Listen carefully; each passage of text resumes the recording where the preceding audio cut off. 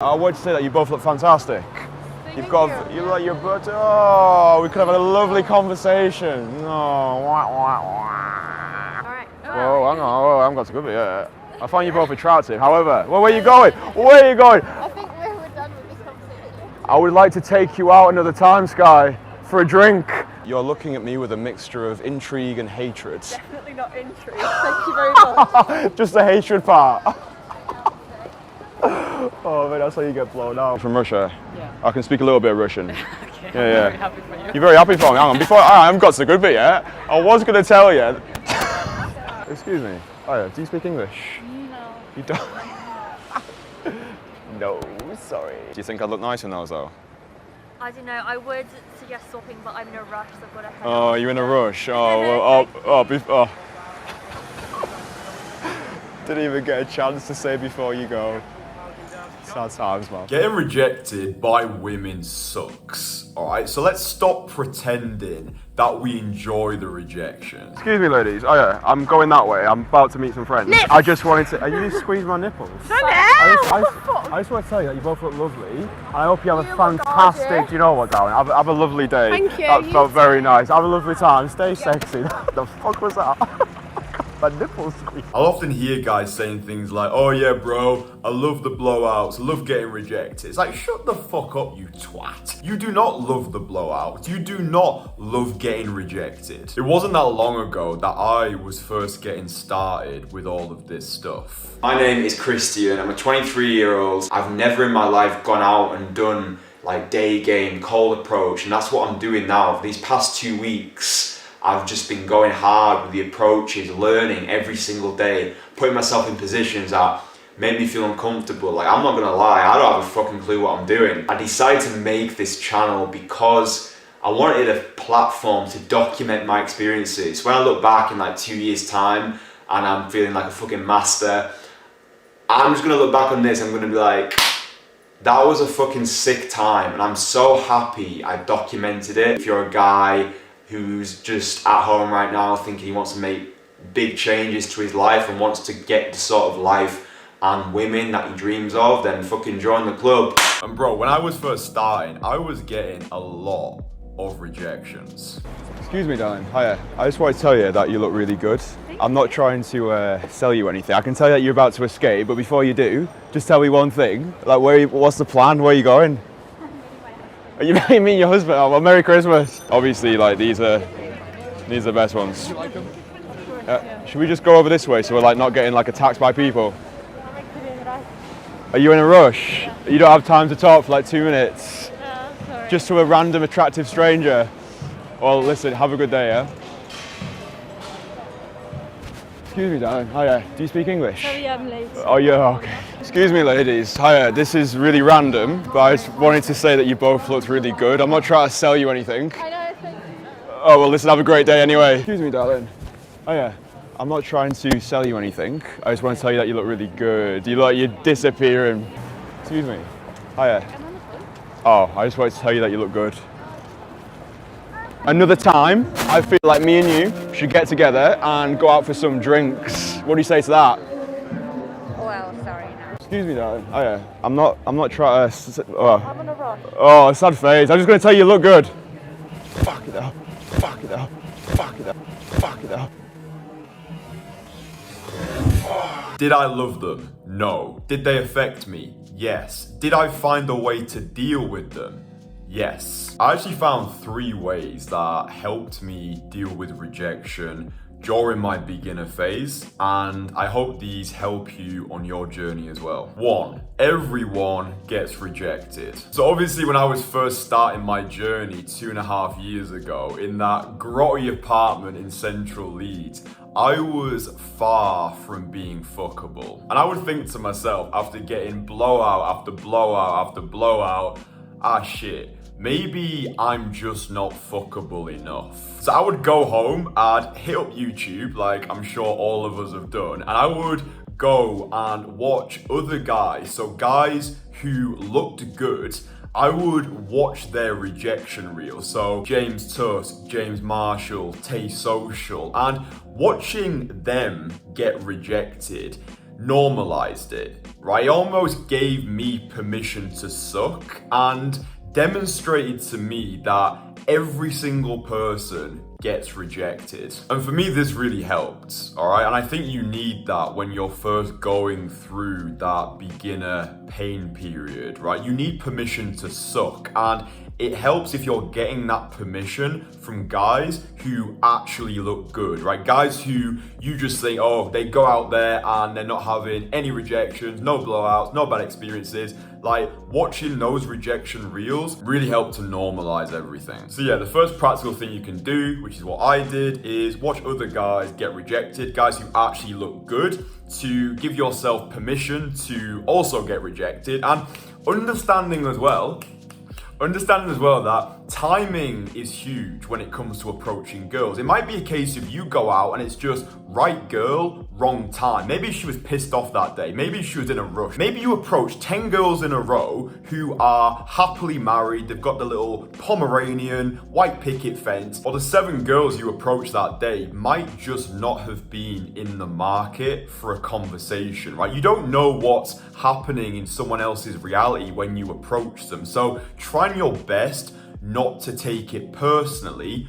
But number 2, maybe you're just not fuckable enough. Now, this one was difficult for me to accept, and I think it's the same for every single guy. Like, maybe you're just not fuckable enough right now, right? Like, maybe you should start taking it personally. Maybe you are the problem, right? Because when I look back, this was, in my opinion, the case for me. I don't have a fucking clue what I'm doing right now. Like, this is relatively new to me, like just going out, approaching girls. This is me, man. Doing fucking stuff that makes him feel fulfilled, makes him feel scared and unsure of himself, and all those nice feelings that people try and avoid. 2.5 years ago, I just wasn't fuckable enough. And what I came to realize is the rejections are typically a reflection of your current standing within the sexual marketplace. If you're constantly getting blown out by high quality girls, or the numbers that you're collecting are not converting into actual dates, so you're getting a lot of flakes, then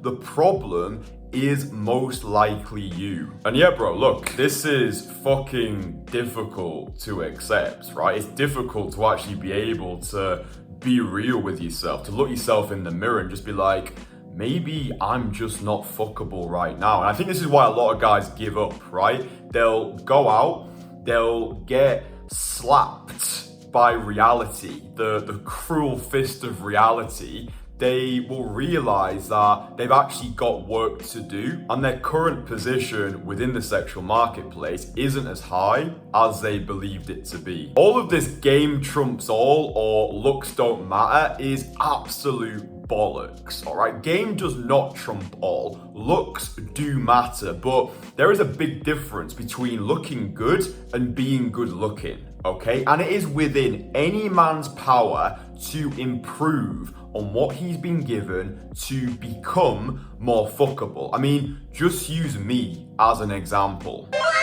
And this is what catapulted me on my most fuckable man journey, right? It was the rejections. It was watching myself back on videos and being like, fuck me, bro.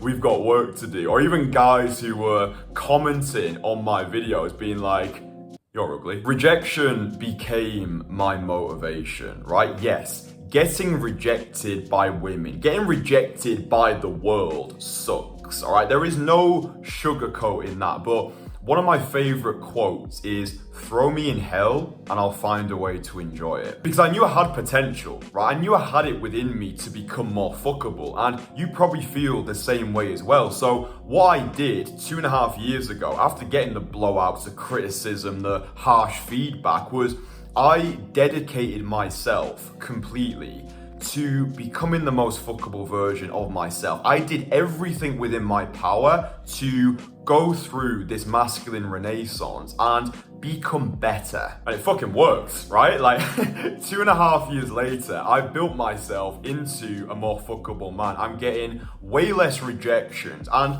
the rejections that I do get, because you'll still get rejected, right? You're just not gonna be every girl's type. Not every girl is gonna wanna bang you, but The rejections that I do get now, I can deal with them, right? I can handle them far better because not only I've had, put my fucking teeth back in. Not only have I had positive reference experience with beautiful girls who 2.5 years ago wouldn't have looked twice at me without fucking throwing up. But now I go through the sexual marketplace with more of this unfazed, take it or leave it energy, right? That relationship that I've built with myself is one of self-adoration rather than self-loathing, right? I know now that I'm a man of value, and now I can interpret rejection in a different way. So she is simply declining an invitation that I'm putting out there. It might just be right girl, wrong time, but I do think when you're first starting, you need that positive reference experience because that's what's gonna motivate you to want to do it. Like, we all get into this because when you strip back all the bullshit, you just want to receive love from the feminine, right? I would say, and this is me being completely transparent, I would say for the first 2 years of me doing this,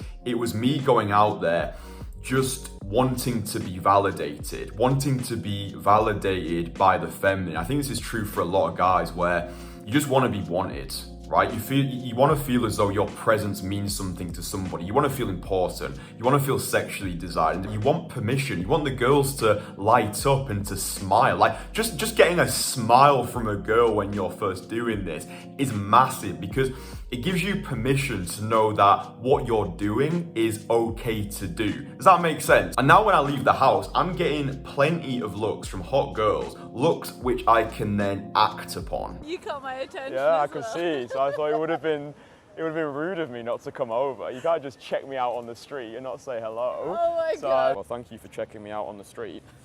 This wouldn't have happened otherwise. Do you know your phone number? Yes, I do. I'm sure that you are getting checked all the time. Well, but it's whether or not you act on it, though, right? You I have to be selective. I can't. If I was going over to every woman who looked at me, I'd be very tired by now. So I have to be selective about who I'm going over to. What's your number? Trust me, bro, this was not happening when I first started. And becoming the most fuckable version of yourself doesn't happen by luck, it happens by design. So if you're serious about skyrocketing your value within the sexual marketplace and becoming the man that women want, then click the first link in the comments and get instant lifetime access to my most fuckable man course, available now for just $29.99. Number 3, soundboarding. So for the first 3 months of me starting all this stuff, I was flying solo, all right? No wings, no masculine support network, nothing. Just me on my own, parading around Leeds. And I realize now that that was a mistake, all right? The whole lone wolf approach is not sustainable, nor is it healthy. You need other guys around you, right? Guys who can lift you up, guys who can get you out of your own negative self-talk, guys who just get it.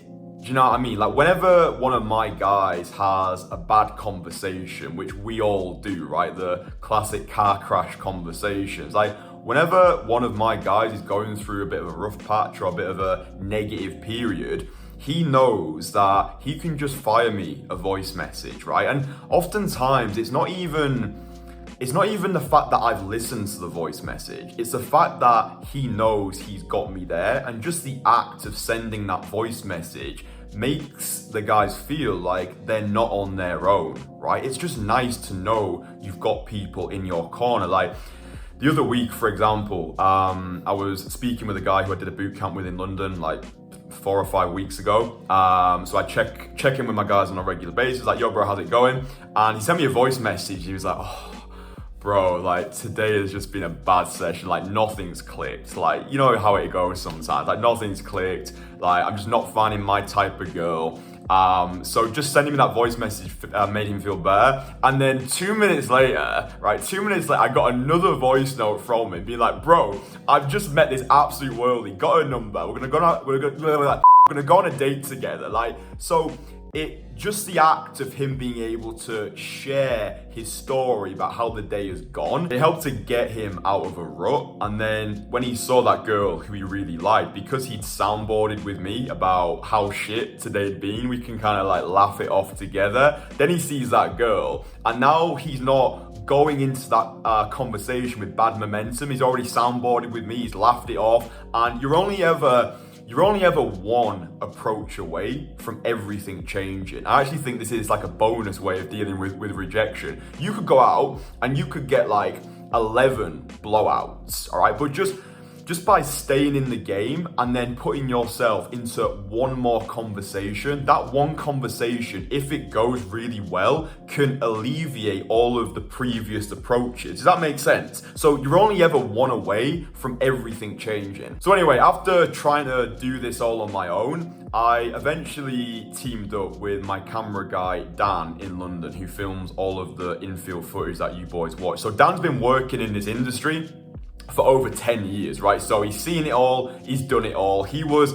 It's like a gift from God. And it's once I started working with Dan that everything changed. Like, he'd give me feedback after every approach that I did, but the feedback that he would give me, he would always do it in a way which motivated me for the next one, right? He wouldn't be like, oh my God, you're so shit. He'd be like, oh, have you thought about doing this? Maybe you could do this for the next one. Look, that was good, but what could make it better is ... And if I did have a particularly bad conversation, we just laugh it off. It's just nice to have someone else there with you, especially someone who's more experienced than you, as a social safety net, right? Not just to laugh it off, but also to normalize it, right? If I had a bad conversation and Dan was just like, yeah, that happens, like, let's get the next one. It's like, just having that experience next to me was everything. So if I would have just been doing that on my own, having car crash conversation after car crash conversation, I had no one to normalize it with me in real time, to just be like, yeah, that happens.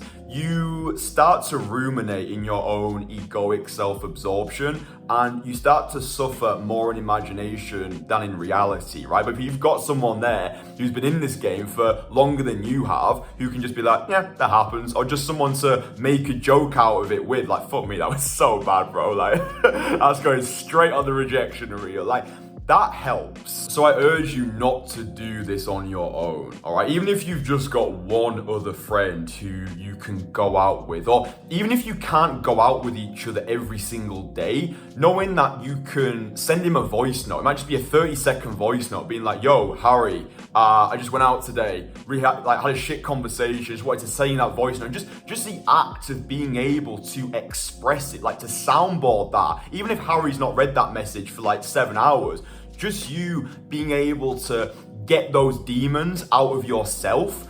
I know it's cathartic. Do you know what I mean? It's like, right, I can go straight from a bad conversation, voice note Harry, fucking love you, Harry, and you get it out of your system rather than carrying it around with you. Does that make sense? So, accept that everyone gets rejected. Okay, rejection is a rite of passage. Rejection sucks. Absolute balls. We're not sugarcoating it. And yeah, sure, the girl or girls that you're speaking with, they might have just not been in the market for a conversation, but if you are getting constantly rejected, then it's simply a case of you're just not fuckable enough right now. Like, I wasn't fuckable 2.5 years ago, and that can be a difficult pill to swallow, but by accepting it, by actually sitting down with yourself and being like, right, what needs work here? That's what's gonna set you free. That's what's going to reduce the amount of rejections that you're getting, and ultimately put you on that journey of masculine renaissance so you can actually like yourself, so you can operate from a place of wholeness rather than from a place of lack. Like, this is what we want, right? We always want to feel whole. We always want to receive love from the feminine. We all want to feel as though we are enough, okay? And I think